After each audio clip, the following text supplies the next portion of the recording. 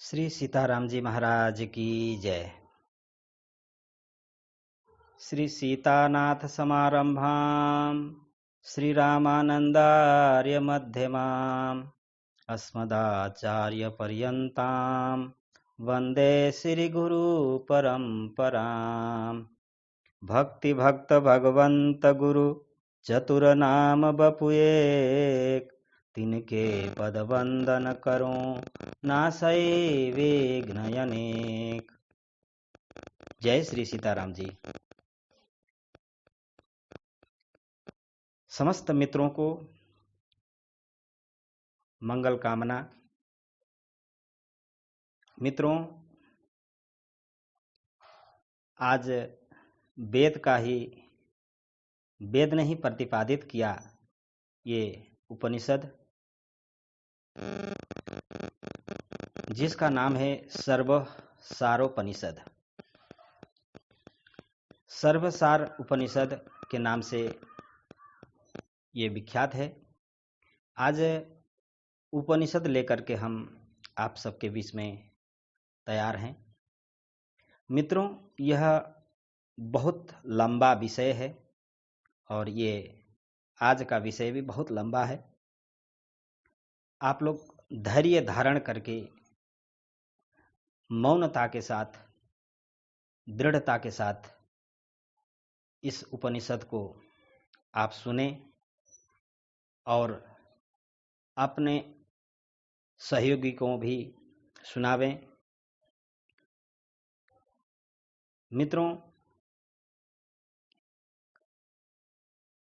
योगियों की हित की कामना की दृष्टि से मैं योग तत्वों का वर्णन करता हूं, जिसके श्रवण, अध्ययन तथा आचरण से, धारण करने से मनुष्य समस्त पाप से नष्ट हो जाते हैं।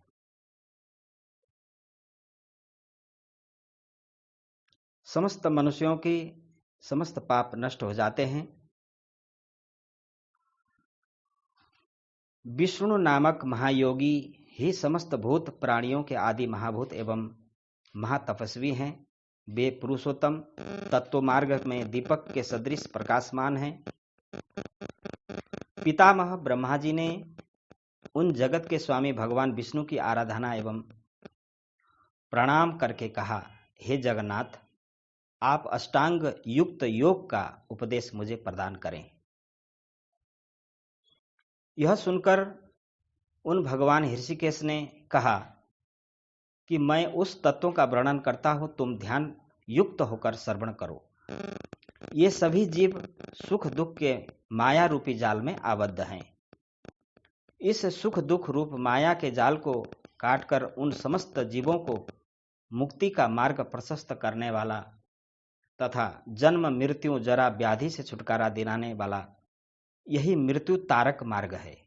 कैवल्य रूपी परम पद अन्य दूसरे मार्गों का आश्रय लेने से कठिनता से प्राप्त होता है। भिन्न भिन्न शास्त्रों के मतों में पढ़कर ज्ञानी जनों की बुद्धि मोहग्रस्त हो जाती है। उस अनिर्वचनीय पद का उल्लेख देवगण भी नहीं कर सकते। तब उस स्वप्रकाशित आत्मा के रूप का वर्णन शास्त्रों में कैसे किया जा सकता? वह निष्कल, कला रहित, मल रहित, शांत, सर्वातीत, सबसे परे, निरामय, रोग रहित, तत्वतः जीव रूप में पुण्य और पाप के फलों से पूर्ण हो जाता है। यहाँ यह प्रश्न उठता है कि जब वह परमात्मा सभी भाव और पद से परे नित्य ज्ञान रूप एवं माया रहित हैं, तब वह जीव भाव को कैसे प्राप्त हो जाता है? उस परमात्मा तत्व में जल के सदृश स्फुरण हुआ और उसमें अहंकार की उत्पत्ति हुई। तब पंच महाभूत रूप धातु से आबद्ध गुणात्मक पिंड उत्पन्न हुआ। उस विशुद्ध परमात्मा ने सुख दुख से युक्त होकर जीव भावना की, इससे उसे जीव नाम दिया गया। काम, क्रोध, भय, मोह, लोभ, मद, रजोगुण, जन्म मृत्यु, कार्पण्य, कंजूसी, शोक, तंद्रा, क्षुधा, तृष्णा, लज्जा, भय, दुख, विषाद, हर्ष आदि समस्त दोषों से मुक्ति मिल जाने पर जीव को केवल विशुद्ध माना गया है। अब उन दोषों को दूर करने का उपाय कहता हूं। योग विहीन ज्ञान मोक्ष देने वाला कैसे हो सकता है? ज्ञान रहित योग से भी मोक्ष नहीं प्राप्त हो सकता। इस कारण मोक्ष के अभिलाषी को ज्ञान और योग दोनों का ही दृढ़ अभ्यास करना चाहिए। अज्ञान से ही यह संसार बंधन स्वरूप है तथा ज्ञान के द्वारा ही इस संसार से निवृत्ति हो सकती है। ज्ञान स्वरूप ही आदि में है और ज्ञान के मध्य में ही ज्ञेय को प्राप्त किया जा सकता है। जिसके द्वारा अपने स्वरूप का ज्ञान हो और कैवल्य पद, परम पद, निष्कल, कला रहित, निर्मल सच्चिदानंद स्वरूप, उत्पत्ति, स्थिति, संहार एवं स्फुरण का ज्ञान हो, वही वास्तविक ज्ञान है। अब इसके आगे योग के संदर्भ में वर्णन करते हैं। हे ब्रह्मा जी, व्यवहार की दृष्टि से योग के अनेकानेक भेद बतलाए गए हैं, जैसे मंत्र योग, लय योग, हठ योग एवं राजयोग आदि आदि। योग की 4 अवस्थाएं सर्वत्र वर्णित की गई है। ये अवस्थाएं आरंभ, घट, परिचय एवं निष्पत्ति है। इन चारों अवस्थाओं के लक्षण संक्षेप में वर्णित किए जाते हैं। मंत्र योग, जो मातृका आदि से युक्त मंत्र को 12 वर्ष जप करता है, वह कर्मश अणिमा आदि का ज्ञान प्राप्त कर लेता है। परंतु इस तरह का योग अल्प बुद्धि वाले लोग करते हैं तथा वे अधम कोटि के साधक होते हैं। चित्त का लय ही लय योग है। वह करोड़ों तरह का कहा गया है। चलते, बैठते, रुकते, शयन करते, भोजन करते, कला रहित परमात्मा का निरंतर चिंतन करता रहे, इस प्रकार वह तो लय योग हुआ। अब हठ योग का श्रवण करो। यम, नियम, आसन, प्राणायाम, प्रत्याहार, धारणा, भ्रिकुटी के मध्य में श्री हरि का ध्यान तथा समाधि साम्यावस्था को अष्टांग योग कहते हैं। महामुद्रा, महाबंध, महावेद और खेचरी मुद्रा, जालंधर बंध, उड्डयन बंध, मूल बंध, दीर्घ प्रणव, संधान, परम सिद्धांत को सुनना तथा वज्रोली, अमरोली एवं सहजोली, ये 3 मुद्राएं हैं। हे ब्रह्मन, अब आप इसमें से प्रत्येक के लक्षण को सुनो। यमों में एक मात्र सूक्ष्म आहार ही प्रमुख है तथा नियमों के अंतर्गत अहिंसा प्रधान है। सिद्ध, पद्म, सिंह तथा भद्र, ये 4 प्रमुख आसन हैं। हे चतुरानन, सर्वप्रथम अभ्यास के प्रारंभिक काल में ही विघ्न उपस्थित होते हैं, जैसे आलस्य, अपनी बड़ाई, धूर्तपने की बात करना तथा मंत्रादिक का साधन। श्रेष्ठ बुद्धिमान साधक को धातु, रुपया आदि, धन, स्त्री, लौल्यता, चंचलता आदि को मृग तृष्णा रूप समझकर तथा विघ्न रूप जानकर त्याग देना चाहिए। तदंतर उस श्रेष्ठ साधक को पद्मासन लगाकर प्राणायाम का अभ्यास करना चाहिए। इसके लिए सबसे पहले एक छोटी सी पर्णकुटी छोटे द्वार से युक्त तथा बिना छिद्र वाली निर्मित करें। तत्पश्चात उस कुटी को गाय के गोबर से लीपकर शोभनीय बनाएं तथा ठीक तरह से स्वच्छ करें और प्रयत्नपूर्वक खटमल, मच्छर, मकड़ी आदि जीवों से रहित करें।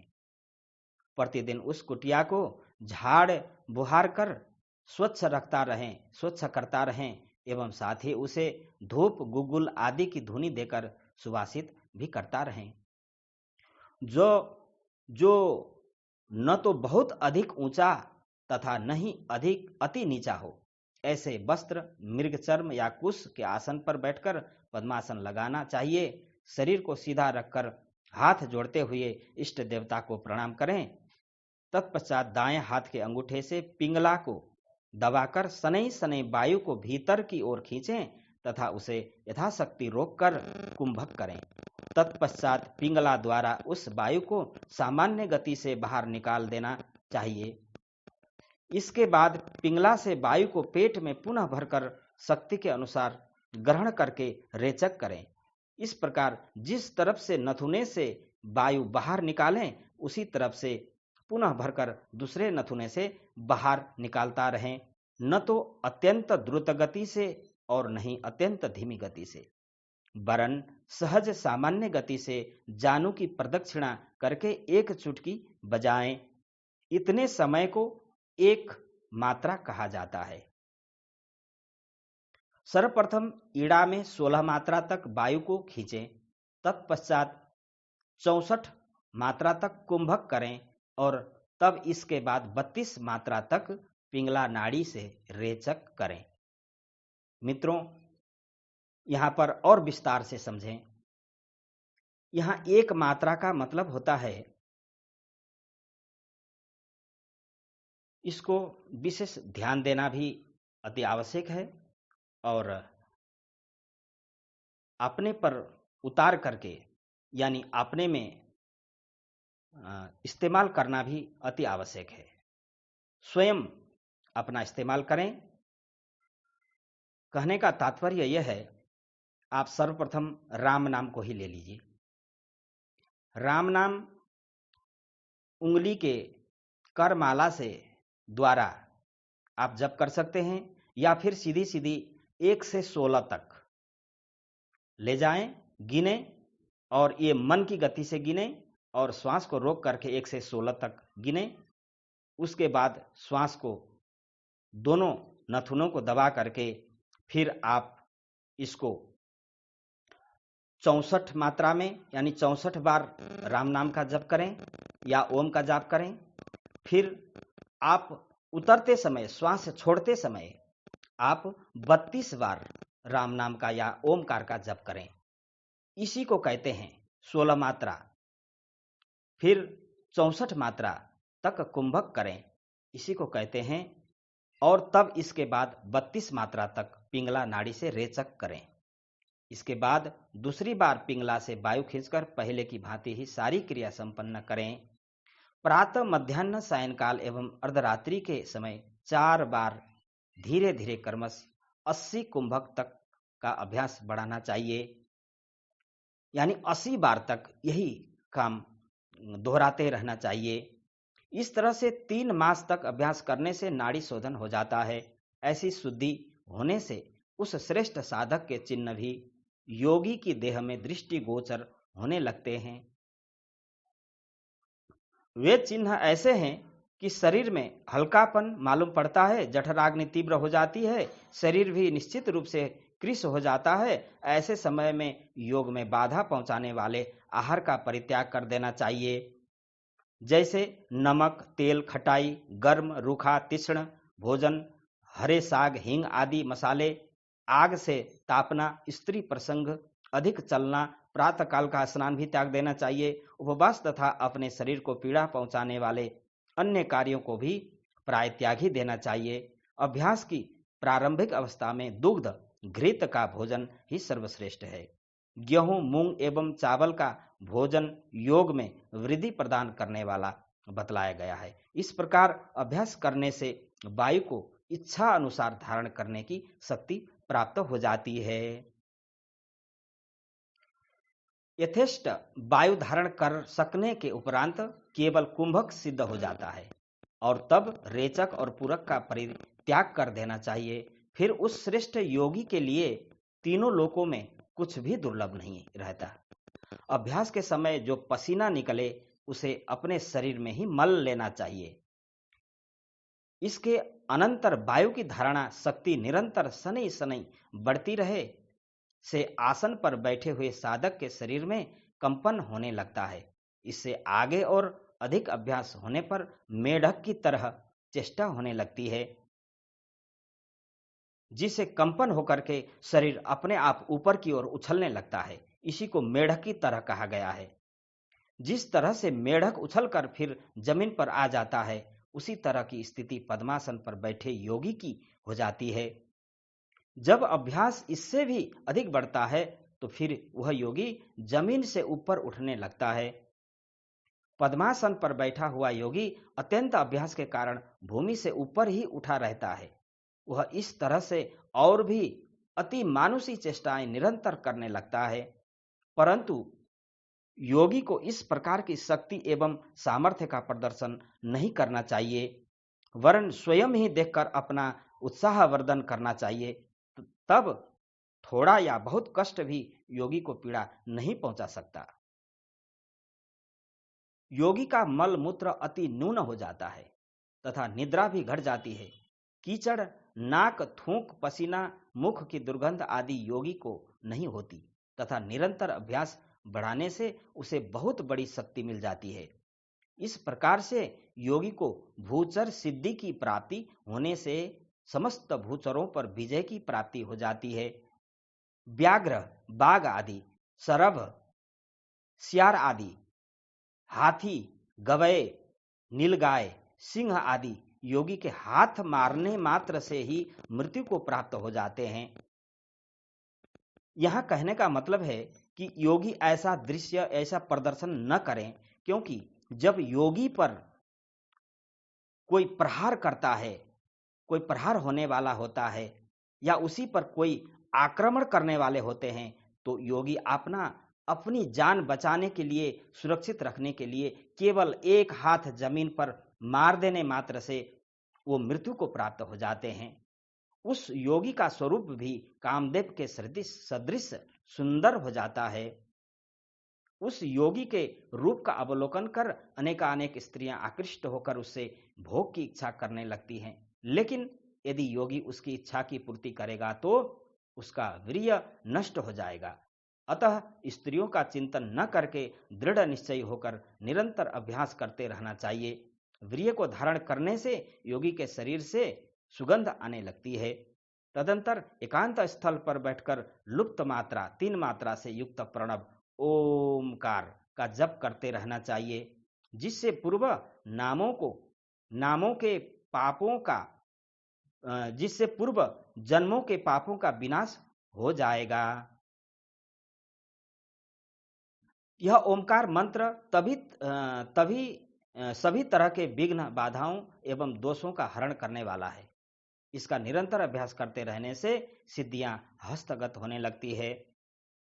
इसके पश्चात वायु धारण का अभ्यास करना चाहिए। इस क्रिया के घटावस्था की प्राप्ति सहज रूप से होने लगती है। जिस अभ्यास से प्राण, अपान, मन, बुद्धि, जीव तथा परमात्मा में जो पारस्परिक निर्विरोध एकता स्थापित हो जाती है, उसे घटावस्था कहा गया है।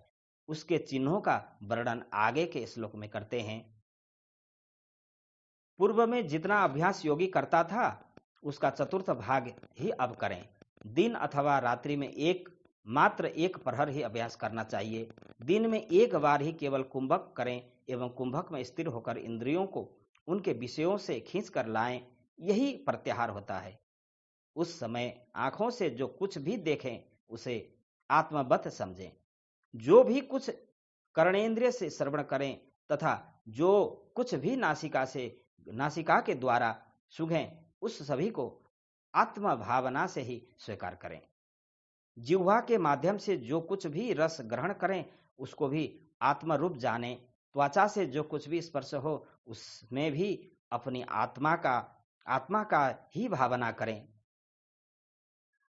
इसी तरह से ज्ञानेंद्रियों को जितने भी विषय हैं उन सभी को योगी अपनी अंतरात्मा में धारण करें तथा प्रतिदिन एक प्रहर तक इस क्रिया का आलस्य त्याग कर प्रयत्न पूर्वक अभ्यास करें। इस प्रकार के अभ्यास द्वारा जैसे जैसे योगी की चित्त शक्ति बढ़ती है, वैसे वैसे ही उसके दूर श्रवण, दूर दर्शन, क्षण भर में सुदूर क्षेत्र से आने जाने वाली वाणी की सिद्धि, जब चाहे जैसा रूप ग्रहण कर लेना, अदृश्य हो जाना, उसके मल मूत्र के स्पर्श से लोहे का स्वर्ण में परिवर्तित हो जाना, आकाश मार्ग से गमन कर सकना आदि सिद्धियां प्रकट होने लगती है। बुद्धिमान श्रेष्ठ योगी सदैव योग की सिद्धि की ओर ही ध्यान बनाए रखें, परंतु ये सभी सिद्धियां योग सिद्धि के लिए विघ्न रूप हैं। बुद्धिमान योगी साधक को इन सिद्धियों से बचना चाहिए। अपनी इस तरह की सामर्थ्य को कभी भी किसी के समक्ष प्रकट नहीं करना चाहिए।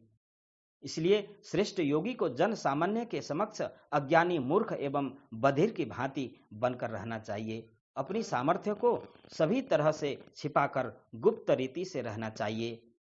शिष्य समुदाय अपने अपने कार्यों के लिए योगी साधक से निश्चित ही प्रार्थना करेंगे, किंतु योगी को उन शिष्यगणों के काम में पढ़कर अपने कर्तव्य अभ्यास को विस्मृत नहीं कर देना चाहिए। उस योगी को चाहिए कि गुरु के वाक्यों को याद करके सभी तरह के क्रियाकलापों को छोड़कर योग के अभ्यास में लगा रहें, निरंतर लगा रहना चाहिए। इस प्रकार लगातार योग के अभ्यास से उस घटावस्था की प्राप्ति हो जाती है। परंतु इस तरह की सिद्धि अभ्यास के द्वारा ही मिल सकती है, केवल बातों से कुछ भी सिद्ध नहीं हो सकता। अतः योगी को निरंतर प्रयत्न पूर्वक योग का अभ्यास करते रहना चाहिए। तदंतर अभ्यास योग से परिचय अवस्था का शुभारंभ होता है।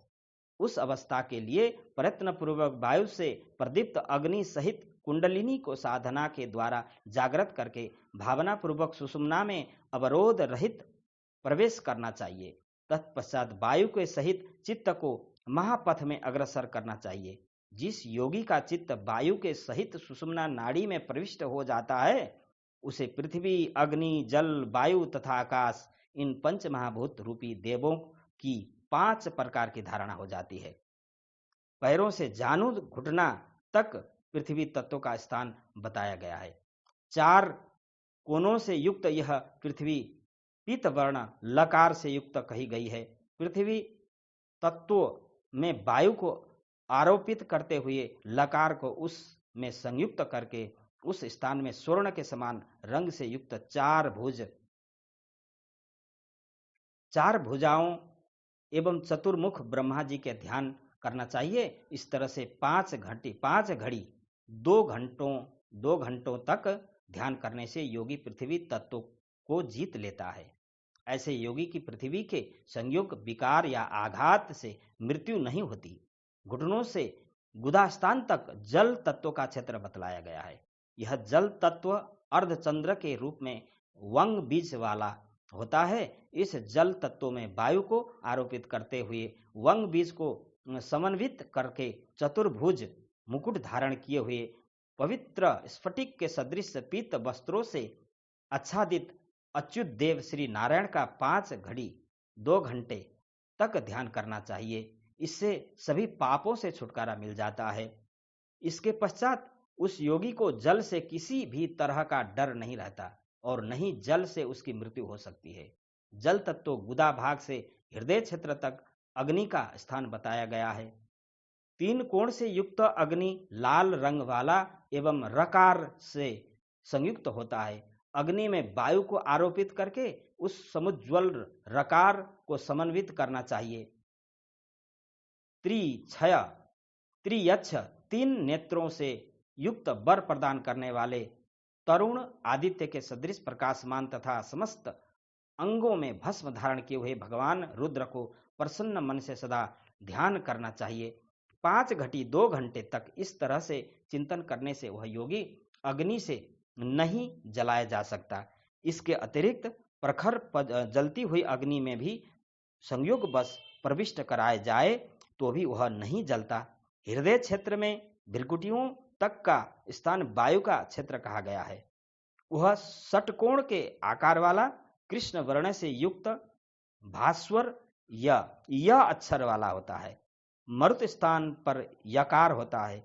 यह अक्षर के सहित विश्वतोमुख सर्वज्ञ ईश्वर का सतत चिंतन करना चाहिए। इस तरह 5 घड़ी अर्थात 2 घंटे तक उन विश्वतोमुख भगवान का ध्यान करने से योगी वायु के सदृश आकाश में गमन करने वाला हो जाता है। उस महान योगी को वायु से किसी भी तरह का भय नहीं व्याप्त होता तथा वह वायु से मृत्यु को भी नहीं प्राप्त होता। भृकुटी के मध्य भाग से लेकर मूर्धा के अंत तक का आकाश तत्व का क्षेत्र कहा गया है। यह व्योमवृत्ति आकार वाला धूम्र वर्ण से युक्त तथा हकार अक्षर से प्रकाशित है। इस आकाश तत्व में वायु का आरोपण करके हकार के ऊपर भगवान शंकर का ध्यान करें। जो बिंदु रूप महादेव हैं वही व्योमकार में सदा शिव रूप हैं। वे भगवान शिव परम पवित्र स्फटिक के सदृश निर्मल हैं। बाल रूप चंद्रमा को मस्तक में धारण किए हुए हैं। 5 मुखों से युक्त सौम्य 10 भुजा एवं 3 नेत्रों से युक्त हैं। वे भगवान शिव सभी प्रकार के शस्त्रास्त्रों को धारण किए हुए हैं। विभिन्न प्रकार के आभूषणों से विभूषित पार्वती जी से सुशोभित अर्धांग वाले वर प्रदान करने वाले तथा सभी कारणों के भी कारण रूप हैं। उन भगवान शिव का ध्यान आकाश तत्व में करने से निश्चित ही आकाश मार्ग में गमन की शक्ति मिल जाती है। इस ध्यान से साधक कहीं भी रहे वह अत्यंत सुख की प्राप्ति करता है। इस प्रकार विशेष लक्षणों से संयुक्त योगी को 5 तरह की धारणा करनी चाहिए। इस धारणा से उस योगी का शरीर अत्यंत दृढ़ हो जाता है तथा उसे मृत्यु का भय भी व्याप्त नहीं होता।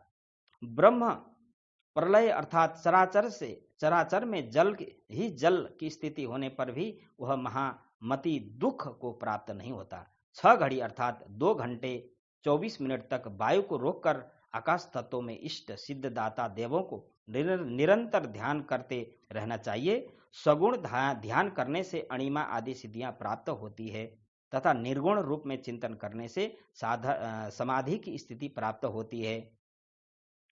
योगी में निष्णात साधक मात्र 12 दिन में ही समाधि की सिद्धावस्था को प्राप्त कर लेता है। वह योगी वायु प्राण को स्थिर करके समाधि को सिद्ध करके अपने जीवन में मुक्ति प्राप्त कर लेता है। समाधि में जीवात्मा एवं परमात्मा की समान अवस्था हो जाती है। उसमें यदि अपना शरीर छोड़ने की इच्छा हो तो उसका परित्याग भी किया जा सकता है। इस प्रकार से योगी अपने आप को परब्रह्म में विलीन कर लेता है। उसे पुनः जन्म नहीं लेना पड़ता, किंतु यदि उसको शरीर प्रिय लगता है तो वह स्वयं ही अपने शरीर में स्थित होकर अणिमा आदि समस्त सिद्धियों से युक्त हो सभी लोक में गमन कर सकता है तथा यदि चाहे तो कभी भी देवता होकर स्वर्ग में निवास कर सकता है। योगी स्वेच्छा से मनुष्य अथवा यक्ष का रूप भी धारण कर क्षण भर में धारण कर सकता है। वह सिंह, हाथी, घोड़ा आदि अनेक रूपों को स्वेच्छापूर्वक धारण कर सकने में समर्थ होता है। महेश्वर पद के प्राप्त हो जाने पर योगी इच्छानुकूल व्यवहार कर सकता है। यह भेद तो मात्र अभ्यास का ही है, फल की दृष्टि से तो दोनों समान ही हैं। साधक को चाहिए कि बाएं पैर की एड़ी के द्वारा योनि स्थान को दबाएं तथा दाएं पैर को फैलाकर के उस पैर के अंगूठे को मजबूती से पकड़ लें। इसके बाद ठोड़ी को छाती से लगा लेना चाहिए। तदंतर वायु को धीरे धीरे अंदर धारण करें और शक्ति के अनुसार कुंभक करें, फिर रेचक के द्वारा वायु को बाहर निकाल देना चाहिए। इस प्रकार इस क्रिया को निरंतर अभ्यास पूर्वक बाएं अंग से करने के उपरांत दाएं अंग से करें, अर्थात जो पैर फैलाया हुआ था उसे योनि के स्थान पर लगाएं और जो योनि के स्थान पर था उसे फैलाकर अंगूठे को दृढ़ता पूर्वक पकड़ लेना चाहिए। यह ही मूल महाबंध कहलाता है।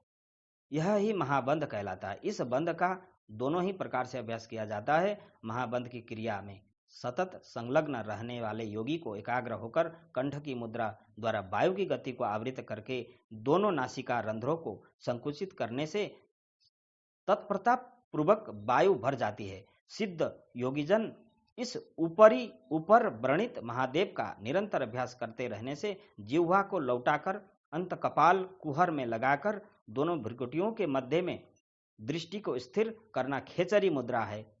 कंठ को संकुचित करके ठोड़ी को दृढ़ता पूर्वक वत्स पर स्थापित करना ही जालंधर बंद कहलाता है, जो मृत्यु रूपी हाथी के लिए सिंह के समान होता है। जिस बंध से प्राण सुषुम्ना में उठ जाता है उसे योगी लोग उड्डयन बंध कहते हैं।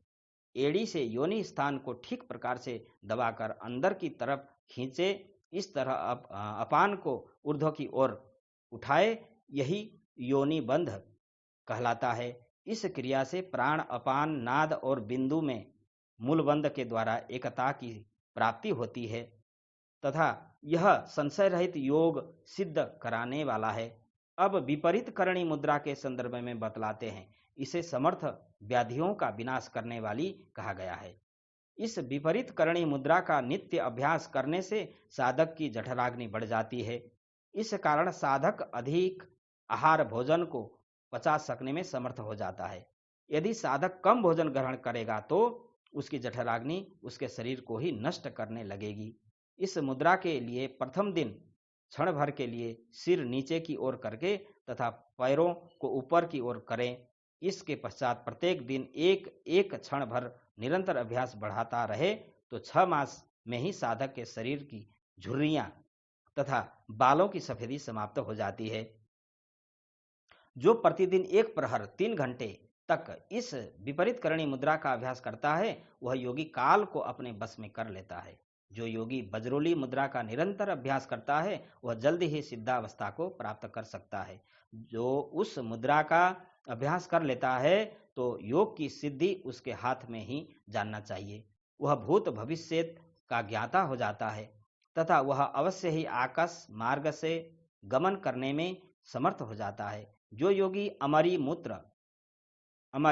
मूत्र को प्रतिदिन पीता है एवं घ्राणानिंद्रिय के द्वारा उसका नस्य करता सूंघता है तथा बजरोली का अभ्यास करता है तो उसे अमरोली का साधक कहा जाता है।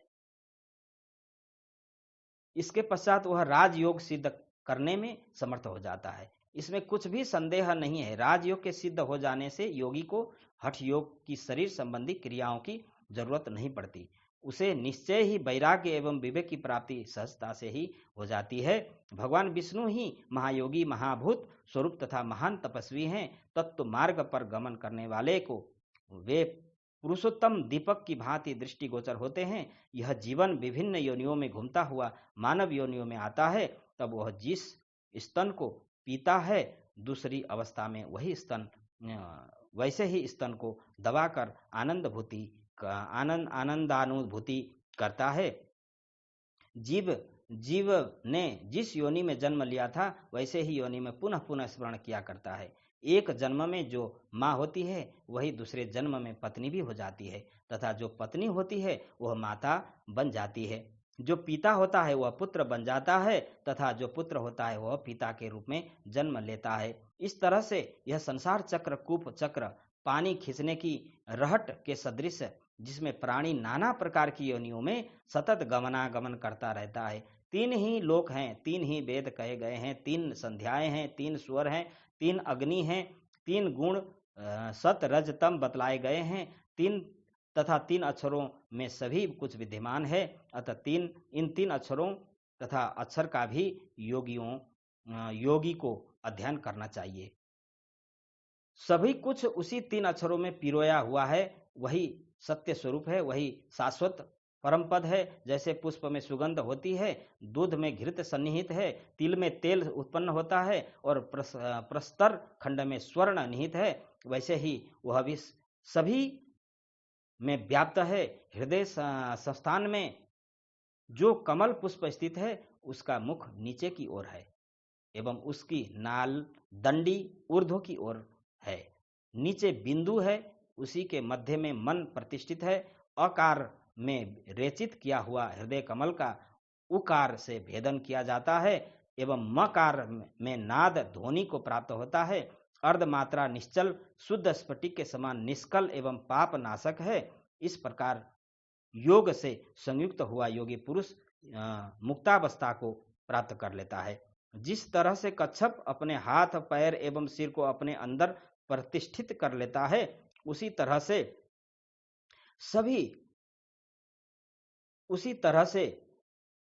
सभी द्वारों से भर करके दबाया हुआ वायु 9 द्वारों के बंद होने से ऊर्ध्व की ओर गमन कर जाता है। जिस तरह वायु रहित घड़े के मध्य में स्थिर लौ वाला दीपक रखा जाता है उसी तरह से कुंभक को जानना चाहिए। इस योग साधना में 9 द्वारों के अवरुद्ध किए जाने पर सुनसान एवं निरुपद्रव स्थान में आत्म तत्व ही मात्र शेष रहता है। ऐसा ही यह योग तत्व उपनिषद है। मित्रों, आज इस योग तत्व उपनिषद को मैंने आप तक पहुंचाया और आप लोग इसको मन से ध्यान में केंद्रित करके इसको सुन लीजिएगा।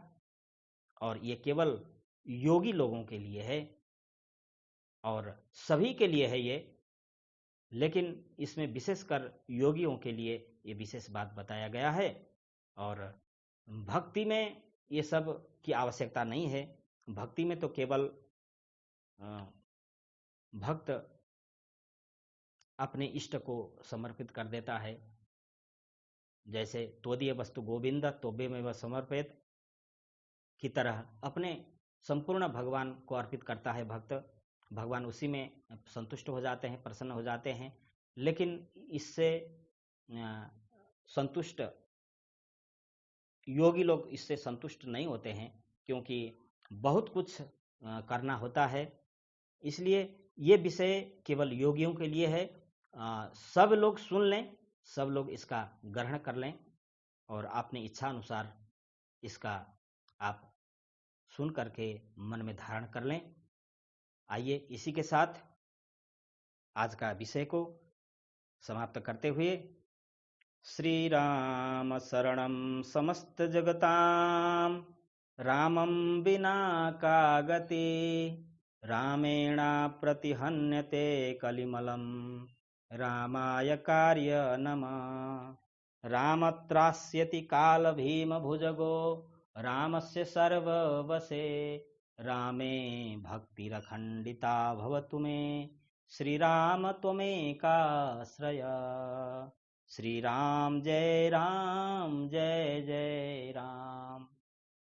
श्री राम जय जय राम। श्री राम जय जय राम। श्यावर रामचंद्र जी की जय। जय जय श्री सीताराम।